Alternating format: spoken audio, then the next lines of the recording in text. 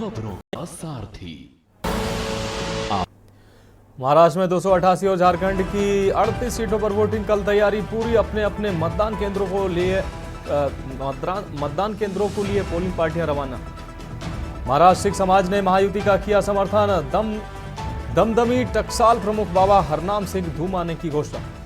केंद्र सरकार ने शीतकालीन सत्र से पहले 24 नवंबर को बुलाई सर्वदलीय बैठक। संसद का शीतकालीन सत्र 25 नवंबर से शुरू होकर 20 दिसंबर को खत्म होगा।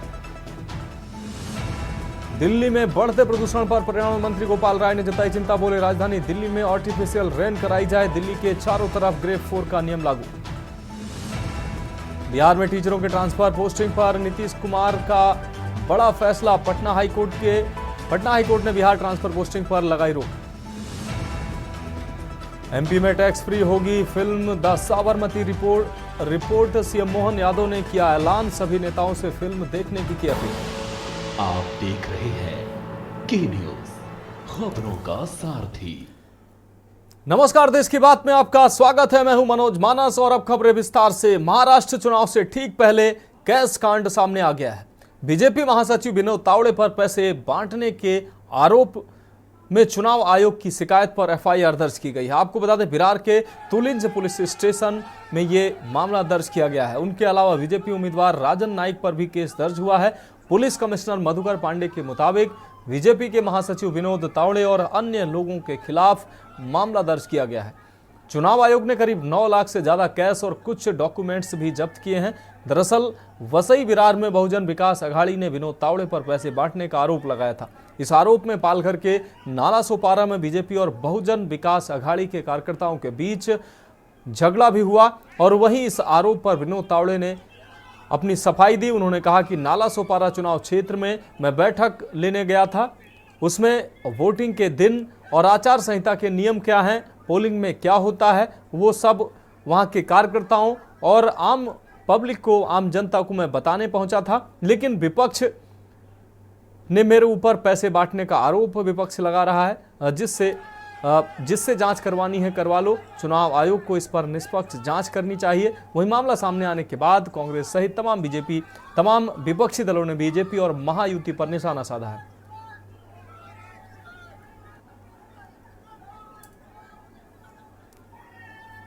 इस वीडियो में जो शख्स आपको बड़ी प्रमुखता से दिख रहे हैं सदरी पहने हुए, वो बीजेपी के राष्ट्रीय महासचिव विनोद तावड़े हैं। आरोप भी है और सामने साक्ष्य भी आपको नजर आ रहे हैं कि उनके पास से एक मोटी नकद की रकम बरामद हुई है। रिपोर्ट जो अभी तक मैंने देखी यहां पर आते हुए, मुंबई के विरार पूर्वी के इलाके में उनको लोगों ने धर दबोचा। वो खुलेआम पैसा बांटने के लिए आए थे। उनके पास से एक काले रंग का बैग बरामद हुआ है। ये सब मैं जो आप लोग टीवी चैनल पर चला रहे हैं उस रिपोर्ट के बेसिस पे बता रही हूं। उस काले रंग के बैग के अंदर एक डायरी है। डायरी में 15 करोड़ का विवरण है और उसके साथ साथ 5 करोड़ नगद उनके पास से बरामद हुए हैं। यह पैसा चुनाव के महज कुछ घंटों पहले क्यों बांटा जा रहा है, क्यों लेकर आए हैं, यह एक सवाल है। लेकिन उससे बड़ा सवाल यह है कि कानून और नियम यह कहता है कि चुनाव प्रचार थम जाने के बाद 18 नवंबर शाम 5 बजे चुनाव प्रचार थम गया। चुनाव प्रचार थम जाने के बाद कोई भी किसी और चुनावी इलाके में नहीं रह सकता है। विनोद तावड़े बीजेपी के राष्ट्रीय महासचिव विरार पूर्वी के एक होटल में क्या कर रहे थे? उनको जनता ने, उनको राजनीतिक दलों ने धर दबोचा। वो पैसे भी आपको लहलाते हुए दिखाई दिए जा रहे हैं। ये पैसा किस लिए वो लेकर घूम रहे थे? वसई विरार इलाके से जिस प्रकार के वीडियो सामने आ रहे हैं कि भारतीय जनता पार्टी के वरिष्ठ नेता राष्ट्रीय महासचिव विनोद तावड़े जी वहां पर कुछ लोगों के साथ विवादित स्थिति में दिख रहे हैं, आरोप लगाए जा रहे हैं कि वो पैसे बांट रहे हैं। अगर ये सब सच है तो बहुत ही दुर्भाग्यपूर्ण है, क्योंकि हमारी राजनीति महाराष्ट्र की कभी ऐसी नहीं रही है। बताइए, जब चुनाव आयोग का नियम है कि चुनाव अगर 20 तारीख को है तो 18 तारीख की शाम को 5 बजे के बाद आप चुनाव प्रचार नहीं कर सकते। आप जिस क्षेत्र में काम कर रहे हैं वहाँ से निकल कर आपको जाना होता है, आप अपने घर अपने गाँव चले जाते हैं। विनोद तावड़े जी रहने को विले पार्ले मुंबई में है, 60 किलोमीटर दूर वसई विरार। वो क्या कर रहे हैं चुनाव प्रचार बंद होने के बाद भी? अगर वो वहां पर पैसे बांट रहे हैं, वहां पर वो लोगों के बीच में प्रचार कर रहे हैं तो बहुत ही दुखद है, दुर्भाग्यपूर्ण है। चुनाव आयोग, मुंबई पुलिस, महाराष्ट्र पुलिस को इसका संज्ञान लेना चाहिए और कार्यकर्ताओं और नेताओं पर कार्रवाई करनी चाहिए। चाहे कोई कितना भी बड़ा नेता कार्यकर्ता हो, वो हमारे नियम कानून संविधान से बड़ा नहीं है।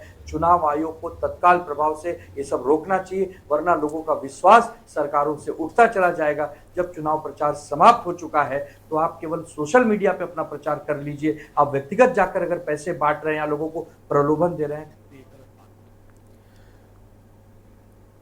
रुक रहेंगे अगली अहम खबर का। दिल्ली में वायु प्रदूषण से निपटने के लिए ग्रेप 4 लागू होने के बावजूद पंजाब और हरियाणा में पराली जलाना जारी है। आपको बता दें, वायु प्रदूषण से निपटने के लिए दिल्ली में ग्रेप यानी ग्रेडेड रिस्पांस एक्शन प्लान 4 लागू होने के बावजूद पड़ोसी राज्यों पंजाब और हरियाणा में पराली जलाना अभी भी जारी है। ये खास रिपोर्ट देखिए।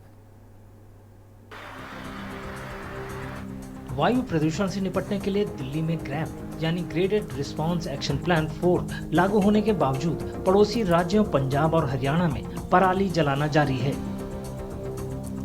पंजाब के फिरोजपुर में इस सीजन में अब तक पराली जलाने के 815 मामले दर्ज किए गए हैं। पुलिस सैटेलाइट डेटा के आधार पर कार्रवाई कर रही है। पुलिस अधिकारियों के मुताबिक वे पराली जलाने की जानकारी मिलने पर तुरंत कार्रवाई करते हैं, किसानों में जागरूकता बढ़ाते हैं और जरूरी कदम उठाते हैं। जिला फिरोजपुर में जो पंजाब पोल्यूशन कंट्रोल बोर्ड है, उसकी जो रिपोर्ट आती है, सैटेलाइट डेटा आता है, उसके वेरिफिकेशन के मुताबिक 815 मुकदमे दर्ज किए गए हैं पराली जलाने के। इसके साथ साथ पंजाब पुलिस, फिरोजपुर पुलिस अते और फिरोजपुर प्रशासन की सिविल की टीम ज्वाइंटली जाकर के किसानों को अवेयर भी करती है और लोगों से ये अपील भी करती है कि पराली को जला करके ना निपटारा उसका करें। इसी तरह की तस्वीरें मोगा में भी देखने को मिल रही हैं। जिले के डिप्टी कमिश्नर विशेष सारंगल और एसएसपी अजय गांधी लोहगढ़ गांव पहुंचे, जहां एक खेत में लगी आग को बुझाया जा रहा था। अधिकारियों ने किसान के खिलाफ मामला दर्ज कर जुर्माना लगाया। साथ ही पराली जलाने वालों के लिए जीरो टॉलरेंस पॉलिसी अपनाने पर जोर दिया। हरियाणा के कैथल जिले में भी पराली जलाने के मामले सामने आए हैं। इससे यहाँ की एयर क्वालिटी और खराब हो गई है। वहीं दिल्ली में सोमवार को एयर क्वालिटी बेहद खराब कैटेगरी में पहुंच गई। शहर का एयर क्वालिटी इंडेक्स 484 दर्ज किया गया। हालात काबू करने के लिए की जा रही पराली मैनेजमेंट जैसी कोशिशों के बावजूद पंजाब और हरियाणा में फसल अवशेषों को जलाने से रोकना प्रशासन के लिए बड़ी चुनौती बना हुआ है।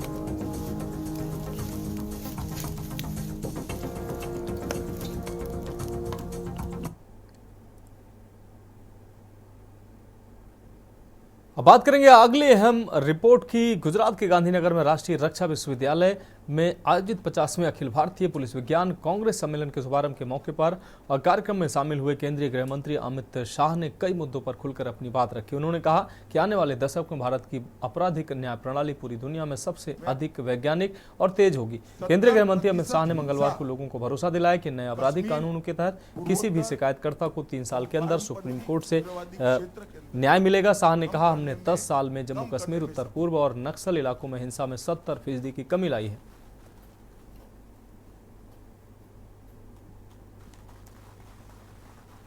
अब आने वाला 10 साल का जो दौर है,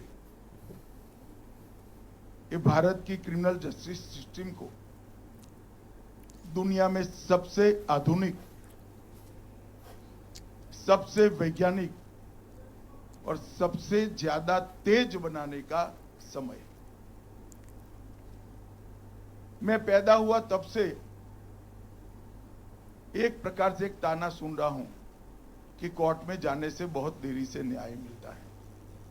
मैं आप सभी को विश्वास दिलाना चाहता हूं कि 3 नए आपराधिक कानूनों के इंप्लीमेंटेशन के बाद देश के किसी भी थाने में जो एफआईआर होगी इसका सुप्रीम कोर्ट तक न्याय 3 साल के अंदर न्याय मांगने वालों को उपलब्ध हो जाए।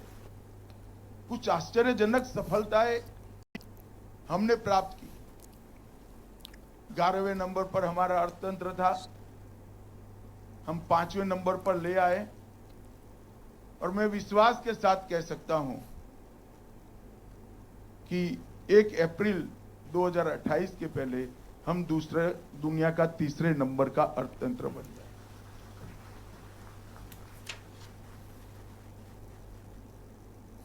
दुनिया के किसी भी चुनाव का विश्लेषण करने वाले पंडित से बात करते हैं तो उनको आश्चर्य होता है कि 97 करोड़ पंजीकृत मतदाताओं का वोटिंग कोई गड़बड़ के बगैर हो गया और सिर्फ 16 बूथों के अंदर पुनः मतदान। ये बहुत बड़ी उपलब्धि है। हमने ऐसे देश भी देखे हैं जो टेक्नोलॉजी की दृष्टि से बहुत आगे होते हैं और महीनों तक उनके परिणाम घोषित नहीं होते। हमारे यहां 7 बजे मत गिनती शुरू हुई और 1 बजे परिणाम घोषित हो जाता है, विवाद भी नहीं होता। अब अगली अहम खबर का रुख करेंगे। किराना व्यापारी की गोली मारकर हत्या का मामला सामने आया। आपको बता दें मध्य प्रदेश के भिंड से अहम खबर है। परिजनों ने जिला अस्पताल के सामने किया है चक्का जाम। पुलिस प्रशासन के द्वारा खुलवाया गया है। आपको बता दें पुलिस प्रशासन के खिलाफ मुर्दाबाद के नारे भी लगाए। एफआईआर में आरोपी का नाम नहीं लिखे जाने पर नाराज हैं परिजन। कचरा डालने पर व्यापारी की गोली मारकर की थी हत्या। आपको बता दें बचाने आए भाई के ऊपर भी भाई को भी गोली मारी गई। मृतक के घायल भाई का जिला अस्पताल में इलाज चल रहा है। कोतवाली थाना क्षेत्र का यह पूरा मामला है। बढ़ेंगे अगली खबर की ओर। कांकेर से अगली खबर, जहां रिहायशी इलाकों में भालुओं का आतंक बढ़ चुका है। आपको बता दें सिंगा रभाट के गड़िया पहाड़ के पास भिड़े हैं 2 भालू। भालुओं को देख इलाके में दहशत का माहौल बन गया है। भालुओं की लड़ाई का वीडियो जमकर वायरल हो रहा है। मौके पर पहुंची वन विभाग की टीम लोगों को भालुओं से दूर रहने को समझाइश दे रही है। कांकेर के सिंघार भाट के गड़िया पहाड़ का यह पूरा मामला है।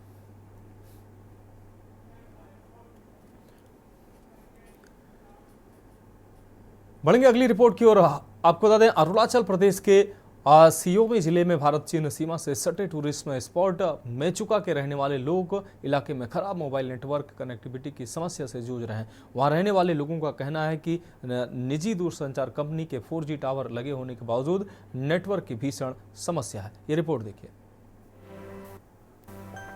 अरुणाचल प्रदेश के शियोमी जिले में भारत चीन सीमा से सटे स्पॉट मेचुका के रहने वाले लोग इलाके में खराब मोबाइल नेटवर्क कनेक्टिविटी की समस्या से जूझ रहे हैं। वहां रहने वाले लोगों का कहना है कि निजी दूरसंचार कंपनी के 4G टावर लगे होने के बावजूद नेटवर्क की भीषण समस्या है, जिससे रोजाना का कामकाज और बच्चों की पढ़ाई बुरी तरह से प्रभावित हो रही है। हम लोग का यहाँ नेटवर्क का बहुत समस्या है। BSNL सिर्फ चल रहा है, उसका बाद एयरटेल को भी कवर। टावर तो चारों तरफ खड़ा है, लेकिन अभी तक ये पूरा सिस्टम में नहीं आया है। कैसी प्रॉब्लम होती है? क्योंकि अभी पढ़ाई करो तो नेट की जरूरत होती है, ट्रांजैक्शन करो तो नेट की जरूरत। बहुत ही प्रॉब्लम है, खास करके युवा के लिए, क्योंकि आजकल 4G का जमाना है, लेकिन यहाँ तो कुछ भी साधन नहीं है।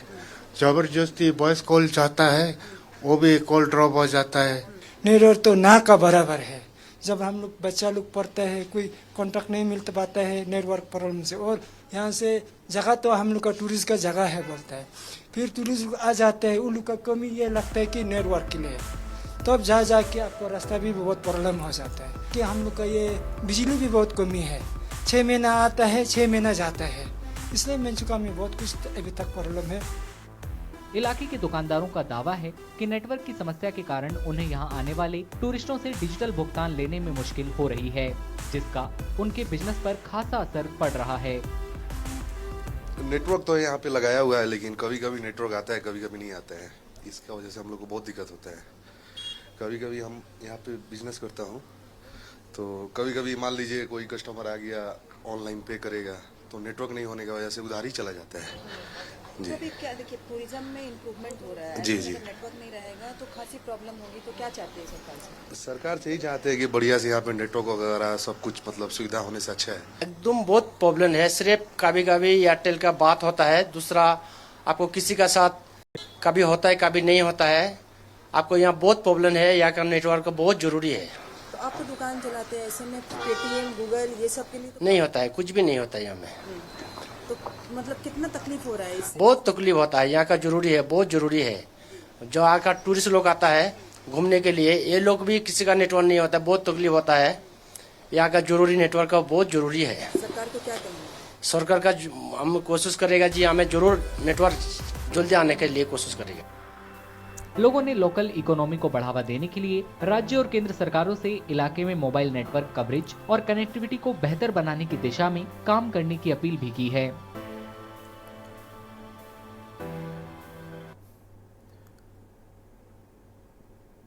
बढ़ेंगे अगली खबर की ओर। लखनऊ से अहम खबर, जहां सपा के द्वारा लिखे गए पत्र का इसी ने संज्ञान लिया। शिकायत के बाद चुनाव आयोग का स्पष्ट निर्देश सामने आया, पुलिस का काम पहचान पत्र देखना नहीं है। इलेक्शन कमीशन ने ये बात कही है, ना ही किसी मतदाता को पर्दा हटाने का काम पुलिस का है। इलेक्शन कमीशन ने साफ निर्देश दिए हैं। आपको बता दें, यह अहम खबर आपको दिखा रहे, पुलिस का काम पहचान पत्र देखना नहीं है। इलेक्शन कमीशन ने साफ निर्देश दिए हैं, ना ही किसी मतदाता को पर्दा हटाने का काम है। लखनऊ से अहम खबर, सपा के द्वारा लिखे गए पत्र का इसी ने लिया संज्ञान। शिकायत के बाद चुनाव आयोग का स्पष्ट निर्देश सामने आया, पुलिस का काम पहचान पत्र देखना नहीं है।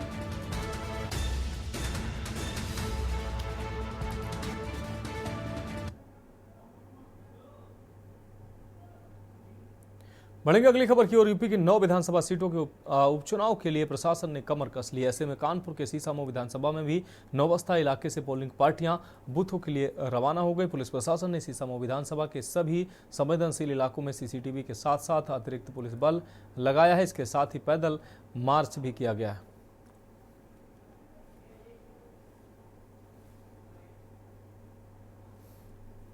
रवाना हो रही है नौबस्ता गल्ला मंडी से, और जितने भी हमारे पोलिंग सेंटर्स हैं वहाँ का भ्रमण जो है वो सीनियर ऑफिसर्स ने कर लिया है। अभी शाम तक पोलिंग पार्टीज पहुँच जाएंगी, काफ़ी पोलिंग पार्टीज ऑलरेडी पहुँच गई हैं। जो संवेदनशील क्षेत्र है जहाँ पर हमारे जो है वो क्रिटिकल गैप्स हैं, उन सभी जगहों का जो है वो होमवर्क कर लिया गया है। पर्याप्त मात्रा में CAPF जिसमें BSF और PAC इनको जो है डिप्लॉय किया गया है। महिला पुलिसकर्मियों की ज़्यादा से ज़्यादा तैनाती की गई है ताकि किसी तरह की कोई शिकायत ना या भद्रता की बात ना हो। इसके अलावा जो हमारे लोकल पुलिस के जवान हैं उनको भी जो है वो ब्रीफिंग करके रवाना किया गया है। और इस बार जो सिस्टम है हमने 3 टायर सिस्टम को इंट्रोड्यूस किया है। बढ़ेगी अगली खबर की ओर। खबर लखनऊ से है, जहां यूपी के डिप्टी सीएम ब्रजेश पाठक ने झांसी मेडिकल कॉलेज की घटना के बाद एक्टिव मोड में वो दिखाई दे रहे हैं। उन्होंने प्रमुख सचिव चिकित्सा स्वास्थ्य एवं परिवार कल्याण विभाग, चिकित्सा शिक्षा विभाग को पत्र जारी कर आदेश दिया है। इसमें कहा गया है कि उनके निरीक्षण के दौरान कहीं भी चूने का छिड़काव न किया जाए। इसके अलावा कारपेट भी न बिछाई जाए, उन्हें कोई भी पुष्प गुच्छ देकर सम्मानित न करे। इसके एवज में अस्पतालों की साफ सफाई व विशेष फोकस रखा जाए। सभी चिकित्सा स्टाफ पूरी ईमानदारी के साथ मरीजों की सेवा करें।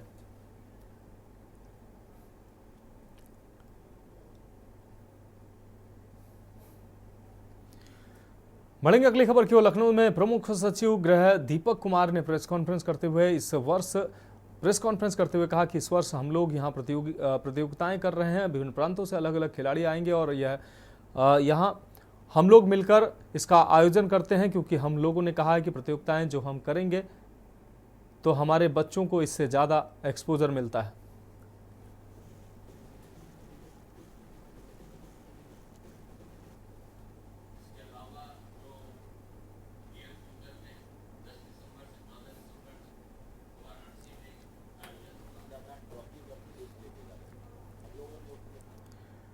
रुक करेंगे अगली खबर का। उत्तर प्रदेश में आगरा के ताज होटल और कन्वेंशन सेंटर में द्वितीय पंचायत सम्मेलन आयोजित करने जा रहा है। 4 सम्मेलनों की श्रृंखला का यह दूसरा पंचायत सम्मेलन है। आपको बता दें, पहला सम्मेलन हैदराबाद में आयोजित हुआ। देश भर के ग्रामीण क्षेत्रों में जमीनी स्तर पर शासन और सेवा वितरण तंत्र को सुदृढ़ करने की यह महत्वपूर्ण पहल है।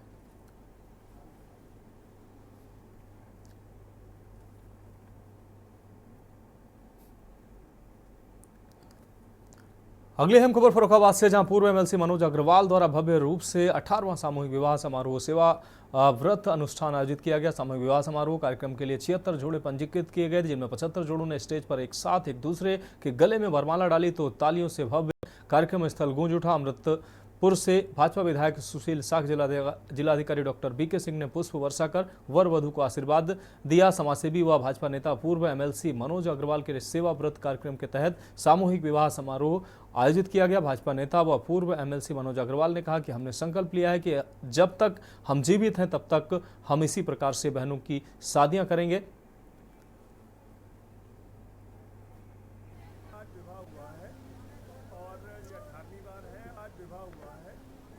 और ये 18वीं बार है और हम संकल्पित हैं कि जब तक हम जीवित हैं तब तक करेंगे। ये प्रभु इच्छा है कि 5 करेंगे या 500 करेंगे। ये बहुत बड़ी प्रभु की कृपा है कि हमें ये कन्यादान करने का मौका मिलता है। उससे ज़्यादा प्रभु कृपा तब होती है जब ये रक्षाबंधन पे आती है, हमें राखी बांधकर अपना आशीर्वाद देती है। और हमारा मानना है कि इन बहनों की आशीर्वाद से ही हम जो कुछ भी हैं वो हैं।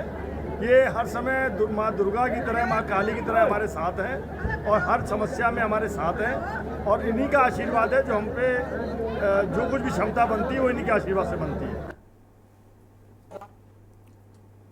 स्वर्गीय श्री विष्णु स्वरूप अग्रवाल जी की स्मृति में उनके पुत्र फर्रुखाबाद के पूर्व एमएलसी मनोज अग्रवाल जी के द्वारा लगातार 17वीं बार भी आज फर्रुखाबाद में सामूहिक विवाह समारोह का आयोजन किया गया है, जिसमें आज 76 जोड़े एक दूसरे के होंगे।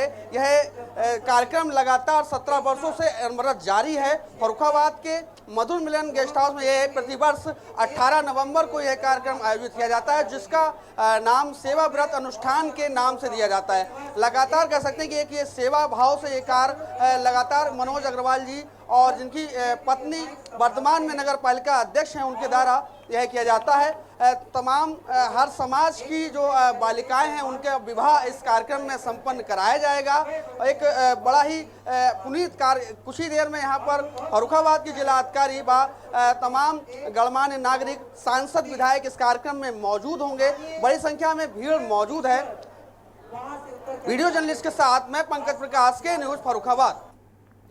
रुक करेंगे अगली खबर का। अयोध्या शहर के एक होटल में स्वयं की खोज पुस्तक का विमोचन किया गया। मुख्य अतिथि नाका हनुमानगढ़ी के महंत रामदास व भाजपा विधायक रामचंद्र यादव रहे। राजस्थान के वेदांग गुरुकुलम प्राचार्य, आपको बता दें, गुरुकुलम प्रचारक चेतनानंद के द्वारा लिखित पुस्तक में भौतिकता से आध्यात्मिकता का दर्शन मिलता है। चेतनानंद ने बताया कि संतों के साथ रहकर यात्राओं के माध्यम से एवं तमाम ग्रंथों का अध्ययन करने के बाद अपने 40 वर्ष का अनुभव को लगभग 9 माह में यह पुस्तक लिखी है। फिर मेरे मन में विचार आया कि इस पुस्तक का विमोचन भगवान राम की नगरी अयोध्या में करेंगे।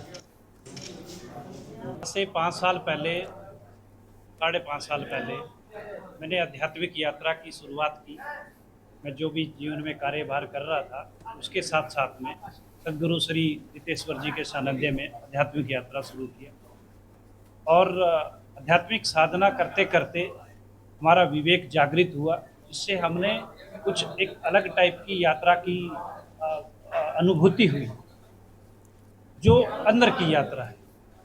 आज इंसान भौतिक वस्तुओं को प्राप्त करने के लिए रात और दिन भागा जा रहा है। मैं चाहता हूं कि वो रास्ते पर चलते चलते साथ में आध्यात्मिक यात्रा करें।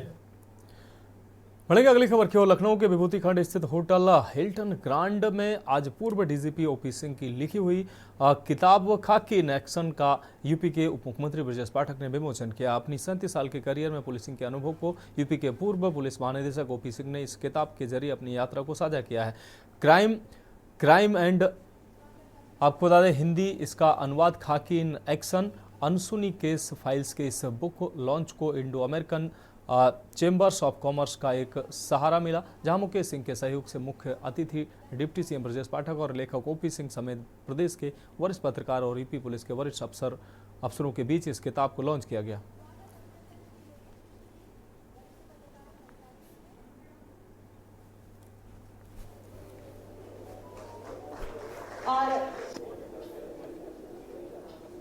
ये मेरे संस्मरण की किताब है, जिसमें मैंने अपने मेमोयर्स को लिखा है। ये पहले इंग्लिश में आई थी, इसी जनवरी में वो रिलीज़ हुई थी पेंगुइन के द्वारा। अब उसका ये हिंदी एडिशन है, जो खाकी इन एक्शन के रूप में प्रभात प्रकाशन ने इसको निकाला है। ये जिसका आज लॉन्च है, जिसका बुक लॉन्च जो है माननीय उप मुख्यमंत्री द्वारा किया जा रहा है। इस किताब में मैंने उन सभी घटनाओं का जिक्र किया है जो महत्वपूर्ण थे मेरी ज़िंदगी के लिए, और साथ ही साथ पुलिस विभाग के लिए क्या हो सकता था, क्या नहीं किया गया, सबों के बारे में मैंने इसमें कुछ लिखा है। ये मेरी अनुभूतियाँ हैं, अनुभव है और संवेदनाएं हैं, इन सबों का मिश्रण है इस किताब में। और मैं समझता हूँ कि इसको इंग्लिश वर्जन जो इसका आया था, क्राइम ग्राइम एंड गमशम, उसको पाठकों ने बहुत सराहा, बहुत प्यार दिया। मुझे पूरा विश्वास है कि ये हिंदी एडिशन भी उसी तरह सराहा जाएगा, उसी तरह उसे प्यार मिलेगा। फिलहाल खबरों में वक्त एक ब्रेक का, जल्द हाजिर होंगे।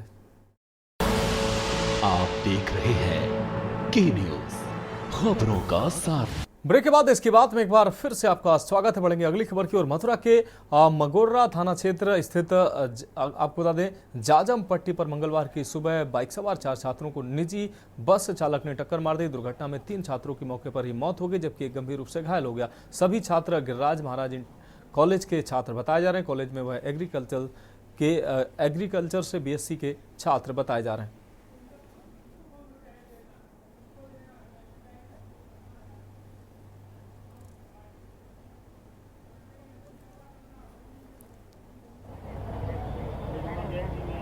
ये बयाना से आ रहे थे कॉलेज के लिए, यहाँ BSc एग्रीकल्चर से कर रहे थे। बाइक से और बस का भिड़ंत हुआ है सर, एक्सीडेंट हुआ है। कहाँ पर हुआ है? ये सर जाजम पट्टी के आसपास हुआ है सर। अच्छा, कब निकले थे घर से और कौन कौन लोग साथ थे? घर से सर सुबह ही आए थे, ट्रेन से आए हुए थे घर से। तो रास्ते में इन्होंने बाइक ली है जी। किसने टक्कर मारी है? सर बस ने टक्कर मारी है। अच्छा, किस की मौत हुई और कौन की? सर तीन बच्चों की मौत हुई है इसमें। कौन कौन है, क्या जानकारी? रितेश और 2 मुकुल है एक, और एक शायद चेतन है। अच्छा, जिस बस में टक्कर मारी थी पकड़ लिया भाग गया? सर उसका पता नहीं है अभी, बस का हम तो सीधे आए हुए हैं यहीं हॉस्पिटल। देखिए, आज ये मगोर्रा थाना क्षेत्र में जाजम पट्टी में ये भरतपुर की तरफ से एक मोटरसाइकिल जिसका नंबर RJ05JS 4597 था, उस पर 4 लड़के सवार होके मथुरा की तरफ आ रहे थे। और बढ़ेंगे अगली खबर की ओर। खबर उन्नाव से, जहां एक व्यक्ति के द्वारा अंबेडकर पार्क की जमीन और नवीन पर्ती की जमीन पर जबरन कब्जा कर लिया गया। ग्रामीणों ने कई बार तहसील व समाधान दिवस में प्रार्थना पत्र देकर जमीन को कब्जा मुक्त कराने की गुहार लगाई, लेकिन अभी तक जमीन कब्जा मुक्त नहीं हो सकी। तहसीलदार के द्वारा टीम का गठन करने के बाद भी लेखपाल पैमाइश करने नहीं पहुंचे। ग्रामीणों में अवैध कब्जे को लेकर आक्रोश व्याप्त है। तहसील हसनगंज क्षेत्र के समतपुर जसमड़ा के ग्रामीणों ने संपूर्ण समाधान में प्रार्थना पत्र देकर बताया कि रामस्वरूप नामक व्यक्ति के द्वारा अम्बेडकर पार्क और नवीन पर्ती की जमीन पर कब्जा कर लिया गया है। ग्राम पंचायत में अंबेडकर पार्क और नवीन आबादी की जमीन सुरक्षित है, जिसमें रामरती पत्नी रामस्वरूप निवासी हरिनाम खेड़ा ग्राम पंचायत रामपुरा खौली के व्यक्ति ने जबरन कब्जा करके जोत लिया है। हमने कई बार SDM साहब के पास एप्लीकेशन दी है और तहसीलदार साहब को भी दिया। तहसीलदार साहब ने टीम बनाई थी, लेकिन लेखपाल नापने नहीं आ रहा है। आज भी संपर्क कर रहे हैं, सुबह से फोन ही नहीं आज उठा रहा है। बढ़ेंगे अगली खबर की ओर। गाजीपुर मेडिकल कॉलेज के 200 बेड के पुरुष अस्पताल को संचालित होते 8 वर्ष बीत गए हैं, लेकिन आज तक कमियां दूर नहीं हो सकी हैं, जिसके चलते अस्पताल को अग्निशमन विभाग की ओर से NOC नहीं मिल सकती। आग की घटना से निपटने के लिए यहां वाटर टैंक तक नहीं है, जबकि अस्पताल परिसर में लगे फायर हाइड्रेंट सिस्टम जंग खाकर बेकार हो चुके हैं। इतना ही नहीं, आग से निपटने के लिए अस्पताल में पाइपलाइन व सेंसर 100 पीस बने हुए हैं।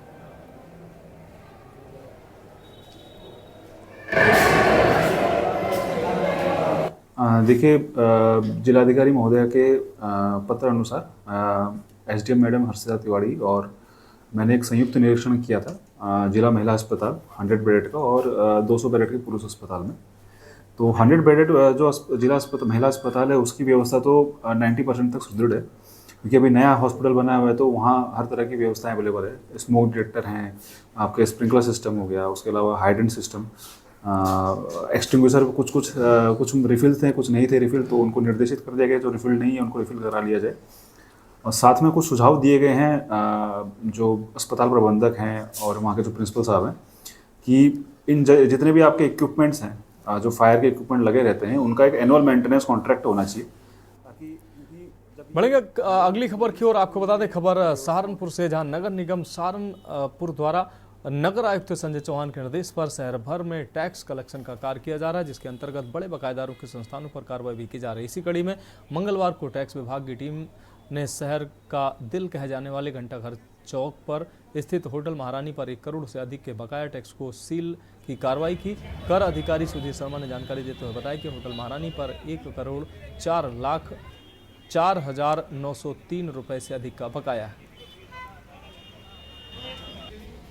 पर आज जो है नगर निगम अधिनियम की धाराएं हैं, इसके अंतर्गत ये बताना चाहता हूं कि इसके ऊपर 1,04,0903 रुपए बकाया है कई वर्षों का, और भवन के स्वामी को निरंतर अधिनियम के अंतर्गत बिल भी दिए गए, डिमांड नोटिस दिए गए 506 के अंतर्गत, जिसके अंतर्गत चल और अचल संपत्ति को दिए जाने का प्रावधान होता है। परंतु भवन स्वामी ने निरंतर नोटिस देने के उपरांत भी कोई रिस्पॉन्स नहीं दिया, कोई पैसा जमा नहीं कराया।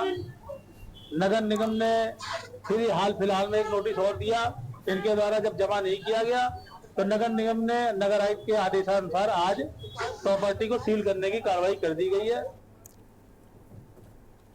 बढ़ेंगे अगली खबर की ओर। मुरादाबाद में चुनाव प्रचार के अंतिम दिन कुदरकी में भाजपा उम्मीदवार रामवीर सिंह को मुस्लिम समुदाय ने नोटों से तोला। रामवीर सिंह ठाकुर का नोटों से तोले जाने का वीडियो सोशल मीडिया पर वायरल हो रहा है। वायरल वीडियो कमालपुर फतेहाबाद गांव का बताया जा रहा है, जहां एक नुक्कड़ सभा के दौरान मंच पर नोटों से भरे बक्से से रामवीर सिंह ठाकुर को तोला गया। वीडियो वायरल होने के बाद रामवीर सिंह को काफ़ी फ़ोन आए जिस पर उन्होंने कहा कि पैसे बांटे नहीं जा रहे थे, अगर ऐसा होता तो आदर्श आचार संहिता का उल्लंघन होता।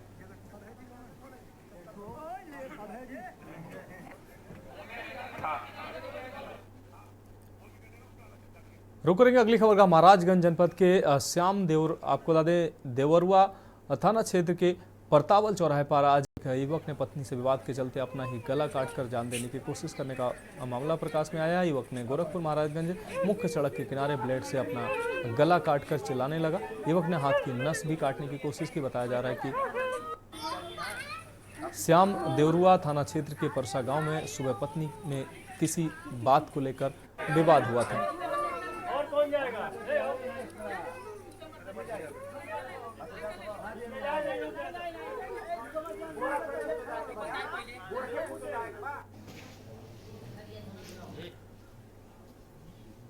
रुक करेंगे अगली खबर का। सहारनपुर के गंगोह में आज आपको बता दें जाबांज पुलिसकर्मियों ने धू कर जल रही कार में लगी आग को बुझाकर बड़ी घटना होने से बचा लिया। आपको बता दें कि मंगलवार को कस्बा गंगोह में बाईपास रोड पर काली मंदिर के समीप मारुति शोरूम के सामने से गुजर रही एक मारुति कार 800 कार में अचानक आग लग गई। इसी दौरान वहां से गुजर रहे गंगोह कस्बा इंचार्ज नीरज पवार और डायल 112 पर तैनात कांस्टेबल वंश ने सूझबूझ का परिचय देते हुए बगैर अपनी जान की परवाह किए कार में लगी आग पर कड़ी मशक्कत के बाद काबू पाया।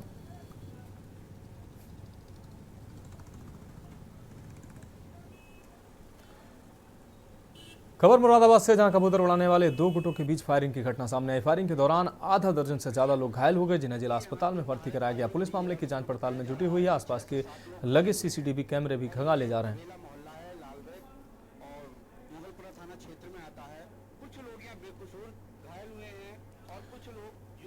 बढ़ेंगे अगली खबर की ओर। गुम हुए फोन को बरामद करने में सहारनपुर पुलिस ने बड़ी सफलता हासिल की है। लगातार अब पुलिस टीम ने मोबाइल को बरामद करते हुए उनके असली हकदारों तक पहुंचाने का काम किया है। ऐसे में सहारनपुर पुलिस के सर्विलांस सेल द्वारा 17 लाख रुपए से अधिक कीमत के 115 मोबाइल फोन बरामद किए हैं। एसपी देहात सागर जैन ने पुलिस लाइन में इन मोबाइलों को उनके असली हकदारों तक पहुंचाया।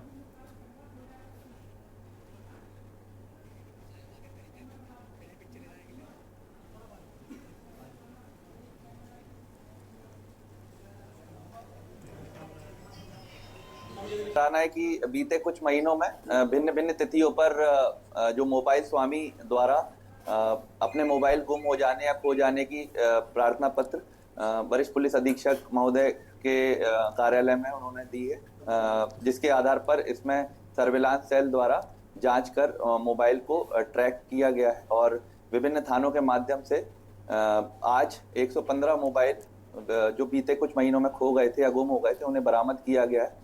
इन 115 मोबाइल की अनुमानित जो कीमत है वो लगभग 17.5 लाख रुपए है। और आज पुलिस लाइन सभागार में एक प्रोग्राम आयोजित करके जो भी मोबाइल स्वामी उन सभी को यहाँ पर आमंत्रित किया गया है और उन्हें मोबाइल जो है आज लौटाया जा रहा है। और इस बीच सीधा आपको दिल्ली लिए चलते हैं, जहां भाजपा के राष्ट्रीय प्रवक्ता और राज्यसभा सांसद सुधांशु त्रिवेदी क्या कुछ कहना सुनाते हैं आपको। क्लिप में और ऑडियो क्लिप में दिखाई पड़ रहा है क्या कांग्रेस पार्टी अथवा उनके किसी भी नेता जो यहां पर नाना पटोले जी और सुप्रिया सुले जी के बारे में दावा किया गया है, क्या वो बिटकॉइन के किसी भी ट्रांजैक्शन में इन्वॉल्व हैं या नहीं, और यदि हैं तो वो लीगल ट्रांजैक्शन है या वो इलीगल ट्रांजैक्शन में भी इन्वॉल्व है। पॉइंट नंबर 1, पहले उनको आके साफ साफ जवाब देना चाहिए, क्या वो बिटकॉइन के किसी भी ट्रांजैक्शन से उनका कोई लेना देना है, हां या ना। उन्हें सीधे आकर यह बात कहना चाहिए। दूसरा, इसमें जिस डीलर की बात आई है जिसमें वो गौरव मेहता की बात कर रहे हैं और एक मिस्टर गुप्ता का उल्लेख जिसमें डीलर के अनुसार वो सुप्रिया जी की आवाज में बोला जा रहा है, तो यह साफ साफ हम पूछना चाहते हैं दूसरा प्रश्न कि यह बताइए कि क्या गौरव मेहता और इस गुप्ता नामक व्यक्ति से आपका कोई संबंध है या नहीं। साफ जवाब दीजिए, संपर्क कभी हुआ है या नहीं और किसी प्रकार की वार्तालाप हुई है या नहीं। तीसरा सवाल कि इस प्रकार का कोई भी संवाद क्या आपका गौरव मेहता अथवा मिस्टर गुप्ता या किसी भी व्यक्ति से हुआ है या नहीं। और पांचवी बात, सिर्फ रस्म अदायगी के ट्वीट से कार्य नहीं चलने वाला, आपको साफ आकर कहना होगा कि यह आपकी आवाज है या नहीं।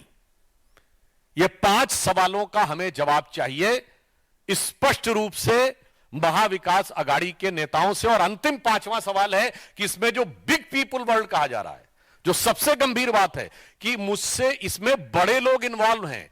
यदि दावा है कि ये प्रदेश अध्यक्ष नाना पटोले जी की आवाज है, यदि यह दावा है कि सुप्रिया सुले जी की आवाज है, तो वो लोग जिनको बड़े लोग कह रहे हैं वो बड़े लोग कौन हैं। इस बारे में कांग्रेस पार्टी और महाविकास अघाड़ी को साफ जवाब देना चाहिए। तो हमारे साफ साफ 5 प्रश्न हैं उनसे कि नंबर 1, आपका बिटकॉइन ट्रांजैक्शन से कोई इन्वॉल्वमेंट है या नहीं, और है तो वो लीगल है या इलीगल है। नंबर 2 कि आपने किसी प्रकार के इस गौरव मेहता या गुप्ता नाम के व्यक्ति से कोई संबंध संपर्क रहा है या नहीं। तीसरी बात, आपका किसी भी प्रकार इस संवाद में जो चैट है वो आपका है या नहीं। चौथा, ये आवाज आपकी है या नहीं। और 5वां, ये बिग पीपल कौन है। अब मुझे एक और बात भी समझ में आ रही है, वो ये समझ में आ रही है कि जैसे देखिए ये उसके में बिग पीपल का वो उल्लेख कर रहा है, आपने देखा होगा जो लिखा है ना, sir it's a big case, big people are involve, let me call you and explain you sir. तो big people involve and big case, तो ये क्या है। अब मैं पूछना चाहता हूं, यदि ये 5 उंगलियों वाला पंजा इन 5 सवालों का जवाब नहीं देता है आकर, तो आप ये समझ लीजिए कि ये साफ प्रदेश और देश की जनता ये समझ सकती है कि ये पंजा किसके लिए क्या कार्य कर रहा था। और अब ऐसा लग रहा है कि यदि वो वास्तविक अर्थों में चुनाव जीतने की कोई संभावना भी देख रहे होते, तो इस प्रकार के किसी इलीगल सोर्स से धन प्राप्त करने का कोई विचार उनके मन में न आया होता। कहीं ना कहीं यह पुनः दर्शाता है कि उनको हार दीवार पर लिखी हुई इबारत के रूप में दिखाई पड़ रही थी। यह आरोप उसको प्रमाणित करता है। अब यहां पर मैं एक और बात कहना चाहूंगा।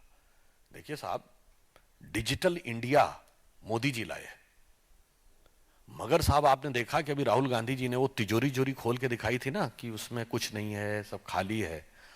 अब देश की जनता को यह समझना चाहिए कि तिजोरी का तो मामला ही नहीं था, सब कुछ हाईटेक हो रहा था। यानी अगर इस चीज को जो मीडिया में आई हुई खबर है ये सही है, तो राहुल गांधी जी जवाब दीजिए, तिजोरी का कहां मामला था, कॉइन नहीं बिटकॉइन का मामला था।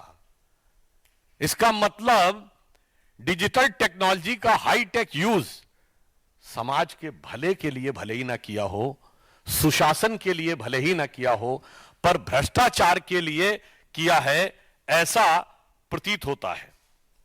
अब मैं पुनः यह बात कहना चाहता हूं, यह केवल आरोप नहीं है, हम एक आधार पे बात कर रहे हैं कि महाराष्ट्र की जनता इनको पहचाने कि ये कैसे कैसे कौन कौन से धंधे करते हैं। और ये बात मैं हवा में नहीं कह रहा हूं, ये वो पार्टी है ना जिसकी सत्ता जब थी तो गृह मंत्री पे आरोप लगा था कि 100 करोड़ रुपया महीना वसूलवाते हैं। आरोप किसने लगाया था? पुलिस कमिश्नर ने। भारत के इतिहास में कोई उदाहरण नहीं मिलेगा जो महाविकास अघाड़ी में हुआ था कि गृह मंत्री पर पुलिस कमिश्नर ने यह कहा हो और उसके बाद गृह मंत्री गिरफ्तार और पुलिस कमिश्नर फरार। गृह मंत्री गिरफ्तार और पुलिस कमिश्नर फरार, यह जिस सरकार के कार्यकाल में हुआ हो तो वो विपक्ष में रह के कौन कौन सी कारगुजारियां कर रही होगी इसका सहज अनुमान लगाया जा सकता है। इसीलिए हमने ये 5 सवाल करे हैं और मैं साफ साफ पूछना चाहता हूं, आज आखिरी रात है चुनाव से पहले की। इन 5 सवालों का अगर जवाब नहीं दिया तो वो बहुत पुरानी फिल्म मुगले आजम का डायलॉग याद है ना, ये रात साहिब आलम के मंसूबों पे बहुत भारी गुजरने वाली है। क्योंकि अब देश की जनता और प्रदेश की जनता उन मंसूबों का असली चेहरा बेनकाब होते हुए देखना चाहती है। नकाब में जितना भी वोट डलवाने का प्रयास कर ले, परंतु अब मुझे लगता है कि इसके द्वारा वो चेहरा बेनकाब हो चुका है। धन्यवाद। इससे जुड़ा कोई सवाल? आपने रात की बात कही है, सुप्रिया सुले जी ने भी एक ट्वीट किया है, उसमें उन्होंने 2 शिकायतें की हैं, उसका जिक्र किया। साथ में उन्होंने लिखा है कि मतदान की एक रात पहले नेक मतदाताओं को बरगलाने की कोशिश की जा रही है हमारे खिलाफ।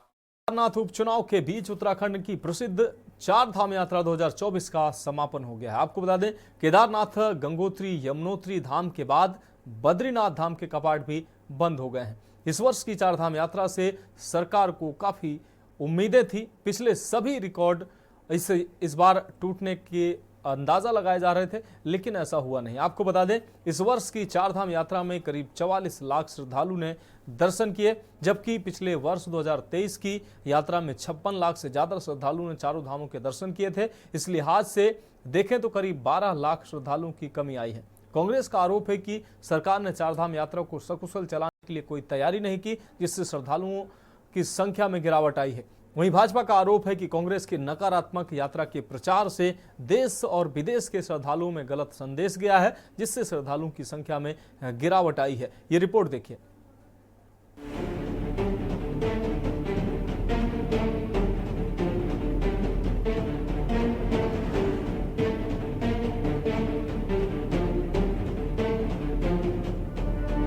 देवभूमि उत्तराखंड में सरकार की भव्य तैयारियों के दावे के बावजूद राज्य की 4 धाम यात्रा 2024 में श्रद्धालुओं की संख्या में गिरावट आई है। एक ओर जहां सरकार इस वर्ष की यात्रा में अब तक के सभी रिकॉर्ड टूटने का दावा कर रही थी, तो वहीं दूसरी ओर मौजूदा वर्ष की 4 धाम यात्रा 2023 और 2022 से भी कम रही। आपको बता दें कि पिछले वर्ष 2023 की 4 धाम यात्रा में रिकॉर्ड 56 लाख, जबकि 2022 में 46 लाख से ज्यादा श्रद्धालुओं ने 4 धाम यात्रा में दर्शन किए। वहीं मौजूदा वर्ष की 4 धाम यात्रा में मात्र 44 लाख से ज्यादा श्रद्धालु ने ही 4 धामों के दर्शन किए हैं। वहीं रिकॉर्ड श्रद्धालुओं की गिरावट पर सियासत भी अब गर्मा गई है। कांग्रेस का आरोप है कि सरकार ने 4 धाम यात्रा को सकुशल चलाने के लिए कोई तैयारी नहीं की, जिससे श्रद्धालुओं की संख्या में गिरावट आई। वहीं भाजपा का आरोप है कि कांग्रेस के नकारात्मक यात्रा के प्रचार से देश विदेश के श्रद्धालुओं में गलत संदेश गया है। देखिए, इसके लिए इन्होंने क्या किया, इन्होंने वहाँ एक बड़ा अजीब सा कंफ्यूजन क्रिएट किया। उन्होंने वहाँ से यात्रा डेलिबरेटली यात्रा डाइवर्ट करने की कोशिश किया है। उन्होंने कुछ हेली टैक्सी शुरू करने की कोशिश की है। वो यहाँ या देहरादून या हरिद्वार से जाएगी, बड़े बड़े सेठ उसमें पैसा कमाएंगे, बड़े बड़े सेठ जाएंगे, तो जो लोकल लोग वहाँ कमाई करता था वो साधन उनके बंद हो गए हैं। उसको लेके भी लोगों में बहुत बड़ा रोष पड़ा है या नहीं पड़ा? नहीं, निश्चित रूप से पड़ा है। जब आप इस तरह के नारे दे रहे हो कि केदारनाथ प्रतिष्ठा बचाओ, तो केदारनाथ क्या, केदारनाथ तो भगवान तो सबको प्रतिष्ठा देने वाले हैं, सबकी रक्षा करने वाले हैं। इतनी बड़ी बड़ी बातें जब उन्होंने कही हूं तो उससे नकारात्मक प्रभाव तो यात्रा पर पड़ता ही है। आपको बता दें कि इस वर्ष की 4 धाम यात्रा 10 मई से शुरू हुई थी। शुरुआती 21 दिनों में ही रिकॉर्ड श्रद्धालु भी 4 धामों के दर्शन के लिए पहुंचे, लेकिन इसके बाद लगातार श्रद्धालुओं की संख्या घटने लगी। बताया जा रहा है कि सरकार की ओर से ऑफलाइन रजिस्ट्रेशन बंद करने, चार धाम यात्रा मार्गों पर लैंडस्लाइडिंग, आपदा के साथ ही श्रद्धालुओं की सीमित संख्या की वजह से श्रद्धालुओं की संख्या में गिरावट आई है।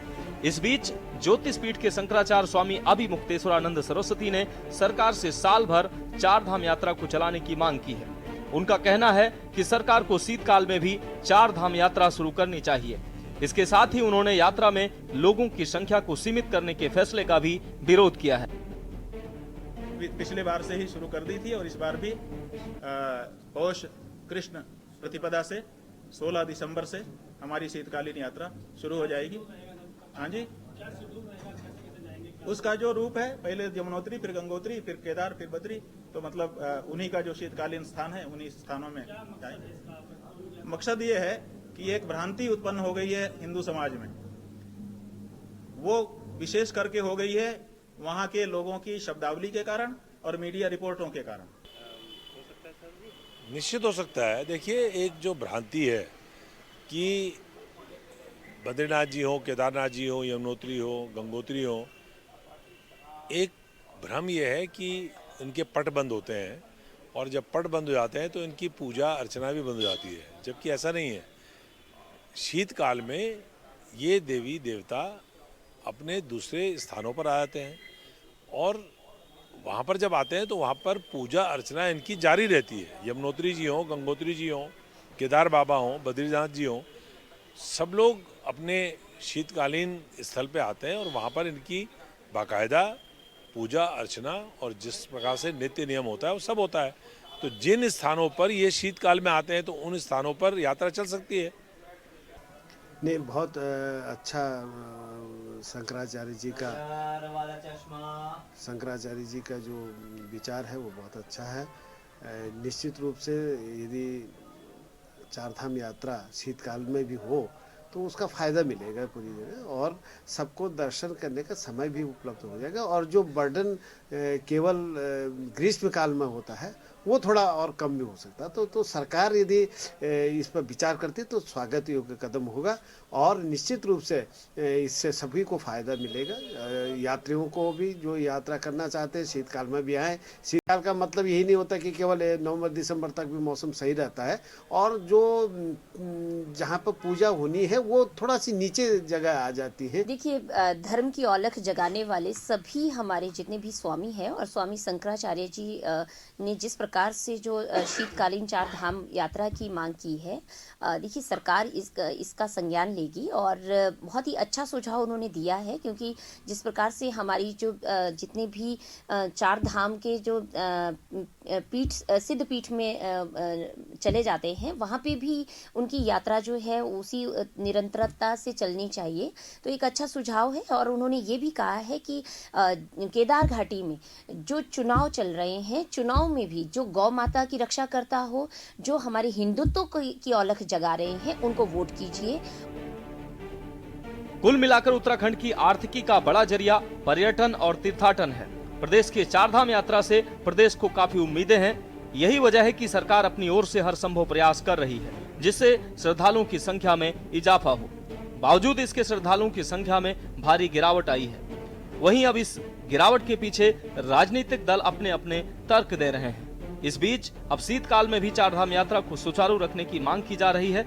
ऐसे में सवाल यह है कि क्या राज्य सरकार शंकराचार्य स्वामी अभिमुक्तेश्वरानंद सरस्वती जी की मांग को पूरा करेगी? क्या राज्य सरकार साल भर यात्रा चलाने के लिए तैयार है? Uttarakhand desk report.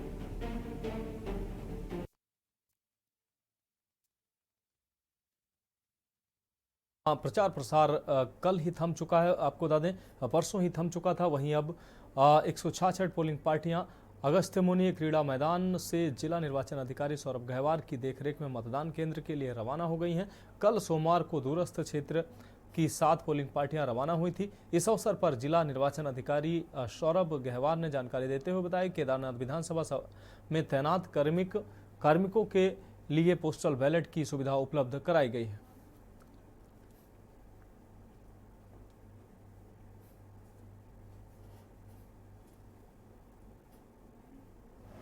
इस बार 90,875 मतदाता हैं जिसमें कि 44,919 हमारे जो हैं पुरुष मतदाता हैं और 45,956 हमारे महिला मतदाता हैं। तो इस बार जो है हमारी पूरी पहली 7 पार्टियाँ और इस बार आज 166 पार्टियाँ मूवमेंट कर गई हैं, यहाँ से प्रस्थान कर गई हैं और अपने गंतव्यों को रवाना है। इस पूरे विधानसभा क्षेत्र को हमने 2 जोन में बांटा है। 2 जोनल मजिस्ट्रेट हैं, उनके साथ पुलिस के मजिस्ट्रेट्स हैं। इसी तरह से पूरे 27 सेक्टरों में हमने इसको 14 और 13 सेक्टर मजिस्ट्रेट्स में बांटा गया है। हाँ, टोटल हमारे 173 बूथ्स हैं, जिसमें से 7 बूथ्स की जो टीम है वो कल मूव कर गई थी। जो रिमेनिंग हमारे बूथ्स हैं वो आज मूव कर रहे हैं। सुबह प्रातः 7 बजे से ही उनको ऑर्डर्स वितरित किए गए, साथ में मशीन्स और उनको जो मटेरियल है वो प्रोवाइड करा दिया गया। अब उसके माध्यम से वो उन्होंने पहले अपना ये सब चेक किया और चेक करने के उपरांत PDMS सॉफ्टवेयर जो है, जिससे हम ट्रैक करते हैं कि हमारी हर मशीन कहाँ पर किस जगह पर है, उसके माध्यम से उन्होंने उसको अपलोड किया और उसके माध्यम से फिर टीम यहाँ से मूव करनी स्टार्ट कर गई। 50% से ज़्यादा टीम हमारी मूव कर चुकी है, रिमेनिंग अभी गतिमान है। इनकी सुरक्षा के लिए जो हमारे पुलिस फोर्स हैं वो भी तैनात हैं। कुछ जगहों पे जो फॉरेस्ट एरियाज़ है जहाँ पर उनको थोड़ा पैदल चलना होता है, वहाँ पे हमारे फॉरेस्ट रेंजर्स भी तैनात हैं। और ये भी हमने इंश्योर करा लिया है कि वापस आते वक्त भी किसी भी पोलिंग पार्टीज़ को कोई भी प्रॉब्लम ना हो। अब बढ़ेंगे अगली खबर की ओर। उत्तराखंड के श्री देव सुमन विश्वविद्यालय का 5वां दीक्षांत समारोह आयोजित किया गया है। आपको बता दें, दीक्षांत समारोह में राज्यपाल लेफ्टिनेंट जनरल गुरमीत सिंह, उच्च शिक्षा मंत्री धन सिंह रावत, कैबिनेट मंत्री प्रेमचंद अग्रवाल मौजूद रहे। वहीं राज्यपाल ने 21,230 छात्र छात्राओं को डिग्री, 81 छात्र छात्राओं को गोल्ड मेडल से सम्मानित किया।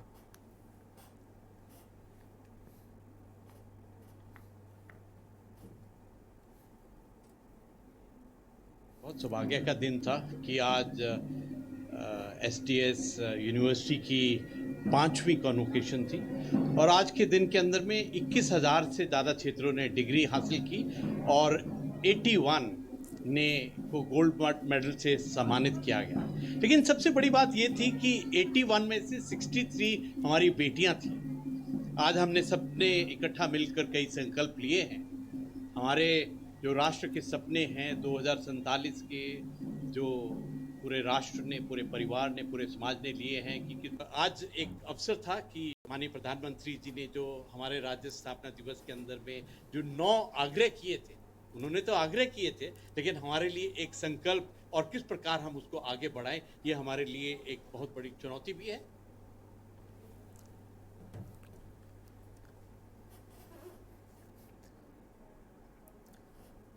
बढ़ेंगे अगली खबर की ओर। नैनीताल में ADB के कार्यों में मिल रही शिकायतों पर जिलाधिकारी के निर्देश पर CDO ने विकास विभागीय अधिकारियों के साथ STP और मॉल रोड में सीवर लाइन का निरीक्षण किया है। CDO अशोक कुमार पांडे ने बताया कि मॉल रोड पर सीवर के ओवरफ्लो होने की लगातार शिकायतें मिल रही थी, जिसको लेकर निरीक्षण किया गया। उन्होंने कहा कि जो भी कमियां सामने आई हैं उसकी रिपोर्ट बनाकर जिलाधिकारी को भेजी जाएगी। STP और नैनीताल में सिविल लाइन का आपने निरीक्षण किया है, क्या निरीक्षण है और क्या नियमितताएं पाई गई हैं इसमें? इसमें लगातार कंप्लेन आ रही थी कि ADB का जो काम हो रहा है उसमें समस्याएं हैं, जिसकी वजह से माल रोड पे ओवरफ्लो हो रहा है सीवर का। उसी संबंध में यहाँ से लेकर रूसी बाईपास और पटवा डागर तक पूरी लाइन का निरीक्षण किया गया है और जो भी समस्याएँ वहाँ पे क्षेत्र में आई है उस संबंध में एक रिपोर्ट जिलाधिकारी को प्रस्तुत की जाएगी। अब बढ़ेंगे अगली खबर की ओर। जिला जल एवं स्वच्छता मिशन के तत्वाधान में बागेश्वर में भी विश्व शौचालय दिवस का आयोजन किया गया। विकास भवन सभागार में आयोजित कार्यक्रम में जिलाधिकारी बागेश्वर आशीष भटगाई ने जिले के ग्राम प्रधानों और समूह की महिलाओं के साथ संवाद किया है। जिलाधिकारी आशीष भटगाई का कहना है कि बागेश्वर जिला शौचालय निर्माण में अव्वल नंबर पर है। स्वच्छता पखवाड़ा सप्ताह के रूप में 1 हफ्ते तक स्वच्छता अभियान प्रशासनिक रूप से कार्यक्रम चलाया जाएगा। स्वच्छता को व्यवहारिकता में लाना बहुत आवश्यक है। बागेश्वर के शहरी क्षेत्र अंतर्गत आने वाले सार्वजनिक शौचालयों की मरम्मत के लिए नगरपालिका बागेश्वर को आदेशित किया गया है।